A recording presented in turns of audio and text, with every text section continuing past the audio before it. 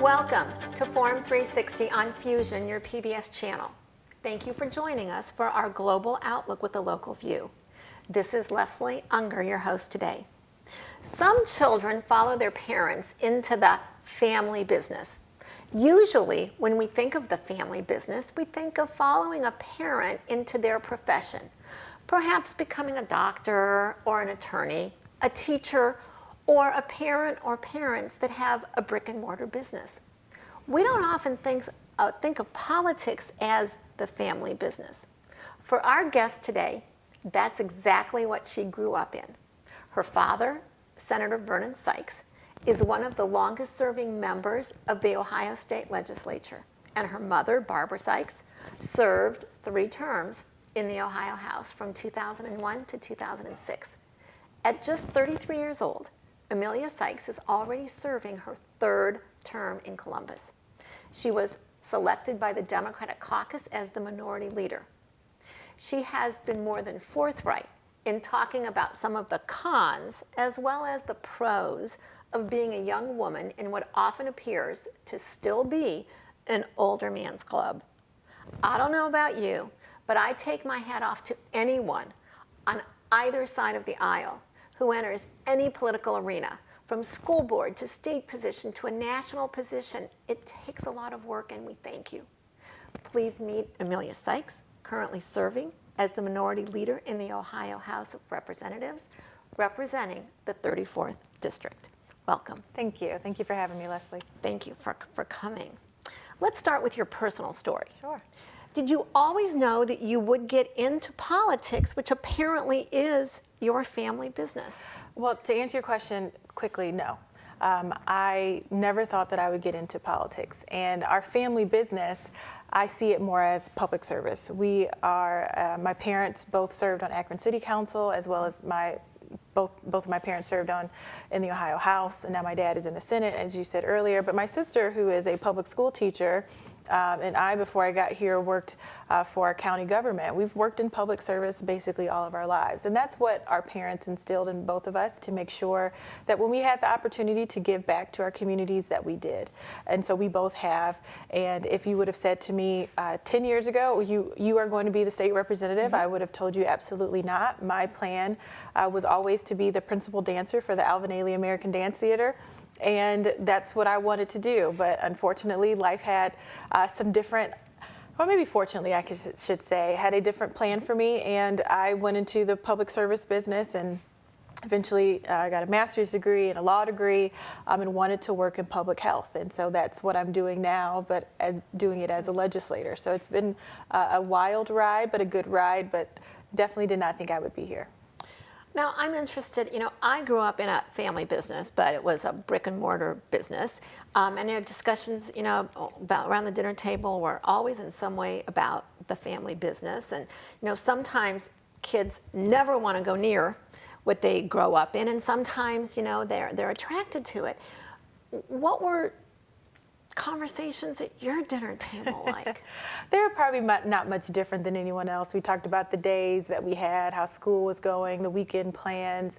So there really wasn't a lot of mystery there. But I can say often dinner conversations were interrupted due to phone calls, because constituents were calling the house or people dropping by with concerns. And I saw the lifestyle that it took and what you needed to be dedicated to the community. And it wasn't really something that I thought that I would be good at, knowing my personality and knowing what I wanted to do. I'm definitely a bit quieter, not as extroverted as most elected officials that you might see. So I figured I could work in the public sector without being the person out in front and leading the charge or leading these different issues. And so that's what I had planned to do.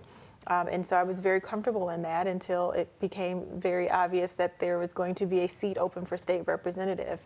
And I was more than pushed by the urge and a very strong sense of responsibility to make sure that the community that had raised my sister and I had someone who was going to represent them, that cared about them and cared about their families and our community moving forward. And so for that reason, I decided to run for office, and I'm glad that I did, and I'm happy to give back, because it's always nice to see some of the folks who watched me grow up, or my sister grow up, and always remind me of some parade that we were in or some event that they saw us and how small we were and how we've grown up and how proud they are. And it's so heartwarming to know that I'm able to help them in their time of need, or even just to be a general voice for the community. So it's a real pleasure and really an honor, and I'm glad that I'm here.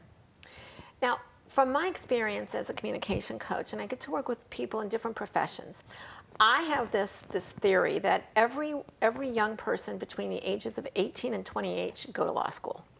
Okay, I don't care whether they graduate, whether they ever take the bar, but it seems to me that it teaches you how to think. How did going to law school figure into your plans? So law school was, again, not really a part of my plans. It was just something that my dad suggested. He thought I'd be good at it. He thought it'd be a good opportunity to learn and a good way to learn how to think in a certain kind of way. And I was really drawn towards public health. And so the compromise that we had was I would do a joint degree program where I would go to law school and graduate school at the same time. It was very busy and a lot of hard work. But again, glad that I did it.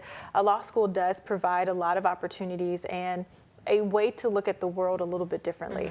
And that is something that I can appreciate now as I go through this job, and I'm trying to figure out what's important and what's not as important, and how to scan 2,000-page documents in just a couple of days or a couple of hours, depending on what our schedule's like. So I do appreciate the experience that law school gave me. It was a bit challenging because I did not intend to practice law. And so going into a school and a training program of sorts where you don't want to do the actual profession makes it a little bit challenging to find opportunities that fit in with what you want to do. But because I had that master's program, I was able to merge the two and get out what I needed to get so that I could learn and understand health policy and be a good advocate for it.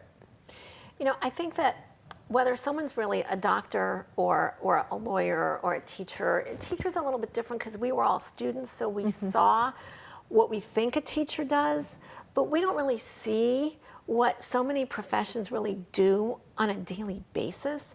So for people outside of the state capitol, outside of Columbus, can you give us an idea of what does a state rep do on a daily or a weekly basis? So that's one of the hardest questions that I always get. And it's hard because there's no such thing as what your day looks like or what your week looks like.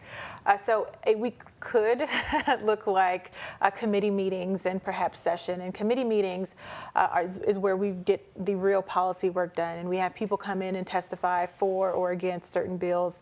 And we hear what the impact of whatever proposal that we have in front of us, what it means for people in their daily lives. And it's a great opportunity, a great learning opportunity to understand what it's like for Ohioans across the state, not just those that we're used to in our community. So we could have committee for a couple hours, and then we'll go into session where all those bills that made it out of committee are on the floor, and the entire body will vote on it. And there'll be some debate for and against amongst the members, not constituents or individuals who come in and testify. In between that, there are meetings galore between constituent meetings, folks who might be visiting from the district, or they could be meeting with agency directors or advocates or lobbyists who are all there to explain or tell us about what is happening in their world, in their field, or in their industry. And then when we're back at home in the district, the days could vary from doing a taping like this, or it could be meetings with constituents in the district where we're talking about a specific community problem. It could be someone pitching an idea for a bill or a resolution or something like that. And then there's all types of festivals and parades and dinners and lots of community events which we go and support and make sure that people know that we're accessible and available to them. So a regular day, there's no such thing, but there's a lot of different things our days could look like, which makes this job really exciting. Now, Ohio, I don't know, we used to be called a swing state. I'm not quite sure we still are a swing state. But regardless, state politics have been Republican for quite a while. You know, we hear at the congressional level, at the national congressional level, that it's difficult to be in the party that's not in power. So what does this mean at the state level to be a member of the House but not the party that is in control? So that's a challenge. I mean, obviously it is, because we have our ideas. We want to set our own agenda, but we know we don't have enough votes to do that. So there's a couple things that we can do. We can just be thoughtful and strategic about how we engage the majority party in discussions. There are some things that we will never agree on, and so that's okay. We just know that we won't agree on them, and as long as we approach the job. Can you give us such as? Sure. Abortion legislation, gun legislation, sometimes things related to the environment and climate change. Those just are places where we don't have a center point where we could eventually get to. You're just one side or the other. But when we talk about things like school funding, for example, or how do we reduce infant mortality, or what is the ways that we can encourage job growth in the community and getting people on good pathways, or the opioid epidemic, we can find a middle ground, and we've been able to find a middle ground. So part of what we do as members of the minority party is be thoughtful, be much more thoughtful, instead of throwing the grenades and the bombs, which people seem to be so used to seeing on the national levels. Particularly, we look for opportunities where we can be on the same page, and we use those very strategically. And so it's not all lost. We've had some very good wins. For example, I had a House bill last year, which was House Bill 1, and it was the priority piece of legislation, and it was the first time a Democrat has ever had that when a Republican-led House was in control, and that bill allowed victims of dating violence to obtain civil protection orders. That's a pretty nonpartisan issue, which we can all agree on, and because of the leadership at the time was willing to open the priority and allow for a good idea to come first and not who got the credit, we were able to make some moves and get that done. So we have those opportunities. But I still do believe Ohio is a swing state. If you look at the last election, for example, in state legislative races, there was a less than 1% difference between Republican and Democrat total votes. The reason why we are not a equal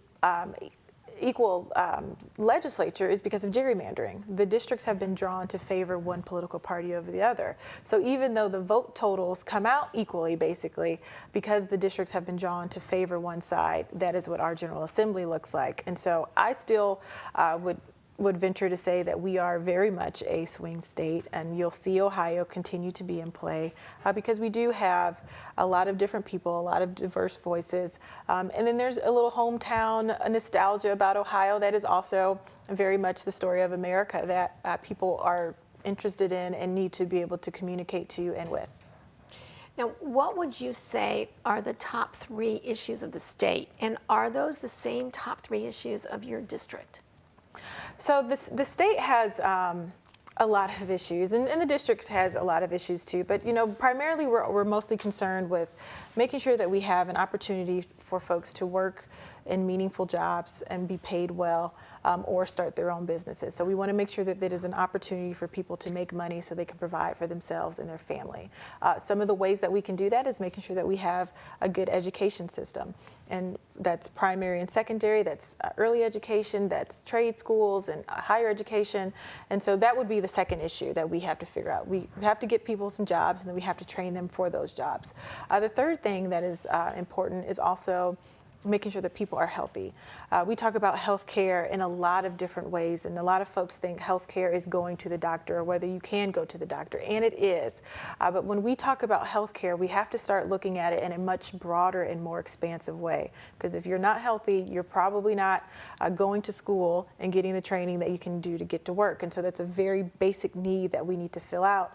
And then it really becomes an economic issue as much as it is a personal issue and your capacity to be well or not be well. So between jobs, education, and healthcare, those are the biggest issues that we see facing the state. But of course, we have some issues around our taxes, funding things fairly, in infrastructure, which I know a lot of people are very engaged in at this time of the year, as well as the opioid crisis, which continues to be a problem that we're really working hard to get our arms around. But again, that's partially part of our healthcare problem, and it's an extension of that.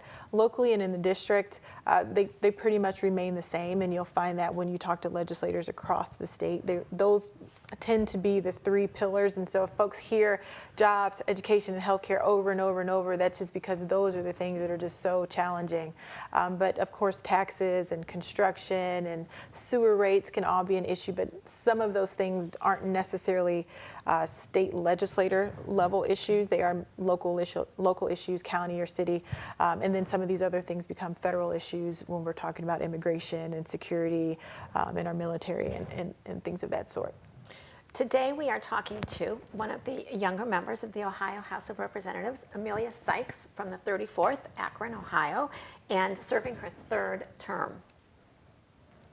There are probably hundreds of state reps and state senators over the years that are fulfilling their civic duty at the state level with no agenda, higher than what they are doing. But I have to ask, a 33-year-old, now the minority leader, where do you see yourself in 10 years? In 10 years, I want to be useful and helpful and somewhere making a difference. I have, like I said before, never thought that I would be a state representative. And although I am very glad that I've had this opportunity, I don't have my 10-year track to the governor's mansion planned out. But I do know that whatever I find myself in, I want to be helpful and useful to my community in a space that needs the skills that I have and can use the skills that I have for that right time and for that moment. So I am very open to what possibilities and opportunities lie in the future, but I don't have a specific plan mapped out for myself. You have to have a different understanding and a different view of national politics and the individual players than we have that are outside of that arena. What would you want us to know about the national level and the players that we just don't understand or we just don't get? So I think the national stage, there's so much more spotlight on them. And in the state level, there's not, which is a gift and a curse sometimes. One thing that we are fortunate to have in Ohio is a far less dysfunctional legislative body. And we have a hard time getting in in the airways to talk about what's important in Ohio because the national politics engulfs so much mental space and so much of the airwaves. Nationally, there's a lot at stake. I mean, there are trillions of dollars that we're talking about between our debt, between security, between how we connect with other countries in the world. And it seems like a really big deal. But one thing I always try to encourage people is to look a little bit closer to home. Because while the national level does provide a large framework and a lot of interesting personalities and people who have to connect to folks across the country, a lot of the impact happens in your state legislatures, and state legislatures don't often get a lot of attention, but there's a lot of things happening that are impacting people's daily lives. And so for as much as we can and as best as we can, we want people to engage with us and talk to us and not ignore what's happening at the federal level, but include us in the conversation as well, because the bill that someone passes at the national level usually is a framework that we have to take in the state legislature and make it fit for Ohio. And so when the implementation happens, it happens at the state level, or we put around the guardrail so that it can happen at the county level. And so when we miss the state level, we go straight from federal to city or federal to county, there's a big part in the middle that's been missed where people could have really made an impact. I'm glad that you said Ohio is still a swing state. I'm glad that you said that. But if you could tell, either party what one thing they needed to do to get the state to swing to their side, what would that one thing be? That one issue, that one thing to say? How would you use your magic wand? I would tell people to listen. Because what I would hear in my district might be different what I would hear in the 99th district up in Ashtabula, which might be different from the 44th in Toledo or the 33rd down in Cincinnati. And so if you don't listen to the people who live there or who are representing the folks who live there, you will never know. And so I know it's tempting to want to hear this one message. You got to say the one thing that's going to bring everybody together, but there isn't just one thing, because there are millions of people in the state of Ohio. We're not one monolithic stage. Absolutely. And so you'll find some common themes, and you'll feel those common themes as you start to talk about people, but it does take a lot of work to listen. And we have to spend some time and be willing to hear out what other folks are going to say. So what three do you think are the best listeners in the Democratic field of 150 candidates? What three do you think are the best listeners? I don't know yet. Honestly, I don't know. We haven't had any visitors come into Ohio just yet. We had one a couple weeks ago, but I'm not sure. And time will certainly tell, and we're hopeful that they do spend that time listening to what people need and what they want from a presidential candidate. Now, you're one of the younger members at the State House. There are advantages and disadvantages, I'm sure. As I always say, there's always both. But you were involved in a situation at the State House where you had to go through more security than the traditional looking representative. Can you tell us about any follow-up that was not covered in that story? Well, I think we were able to get generally good press around the story, but just some context, I've had a series of incidences in which I was trying to get into the State House and I've been searched, or my bag had to be searched before I was let in, which is not standard procedure or protocol for members or employees. We have a badge, and then the lapel pin that I'm currently wearing, all the members have one. So it's to designate us as employees and legislators, so we can bypass the security, yet and still I was still being subjected to that. In one particular incident, I was with a male colleague, and the state trooper who stopped me told me I did not look like a legislator, and that was the reason why he was going to search me that day, which of course is very embarrassing and discouraging, and makes you think about, what does a legislator look like? Why don't I look like a legislator? And so ultimately, from that, I filed all the complaints I could file with, the Highway Patrol, as well as the administrative agency that does this contract security in the House of Representatives, and I think there's one more person, and currently we are pending in the Ohio Civil Rights Commission a complaint based on race and gender discrimination in the security practices in entering these buildings, because quite frankly, the State House is the people's house, and people should be welcome and feel welcome in coming in and sharing their stories of who they are. And if someone who has the credentials to bypass security is having a hard time getting in, I can't imagine what it's like for someone who is their first time there or a little unsure of themselves and walking up to those gates, what's happening to them. And I had the ability, and knowing that I'm a legislator and I'm an attorney, and I am empowered enough in myself to go out and complain and file complaints about it, but what's happening to other folks? And so that was a big issue. And then the other one was challenging what the face of leadership looks like. It doesn't have to look like a middle-aged white male. It could be a young black female. And people should want and encourage these faces like mine, faces like yours, so that we don't have a one type of person leading the state of Ohio when we have this diversity of thought and ideas. We need different kinds of people in the legislature. And so from there, I've been talking about this issue. I haven't been shy about it. We are still waiting on a result from those complaints, and hopefully it will come out favorably, and at least an opportunity for us to acknowledge what's happening. Thanks for the update. In the couple minutes we have remaining, it has gone by so quickly, you had the opportunity to go to Israel. Mm-hmm. What is one thing that surprised you, or that you think would surprise someone that's never been to Israel?